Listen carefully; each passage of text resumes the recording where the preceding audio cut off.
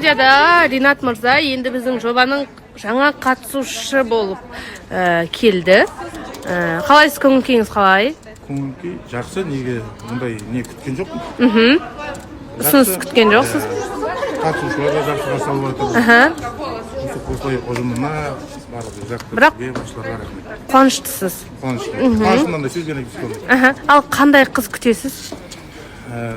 Енді өзіммен тағдырлас, өзіммен қарайлас қыздар болса 25-35 жасқа дейін.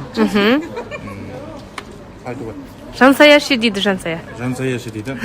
Жансая сияқты қыздар да болады. Болады, е? Міндетті түрде эфир ұсынайын. Сол бір келінді және де енді біздің жобада іздеуге қалай қарайсыз?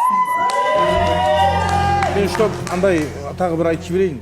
Көбісі жазатта қосылайық андай шлең нелердің хайптың ортасы деп. Мен айтқам жоқ, мен бұйырса сояқтан өзім дәлелдеп шығамын деп ше. Ол Инстаграм, ТикТокта айтамын. Егер өзімнің қатысушы болсам да, үміткер болсам да сояқтан бір жанды алып шығамын дегенше, осы жоба аяқталғанша деп.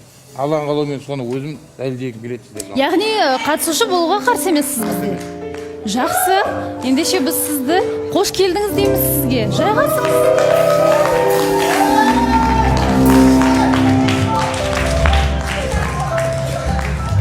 Құрметті көрермен, бізде жаңа қатысушы Ринат мырза өздеріңізге енді жақсы таныс болып қалды. Және де Ринат мырза, талаптарыңызды сұрап алайық, бір ауыз келетін үміткерлер білсін. Иә, микрофон бере қойсаңыздар қастарыңыздағы. Саламатсыздар ма тағы да? Мен талабым андай айтады ғой. Жасы қой жоқ 18 25-тен 35-ке дейін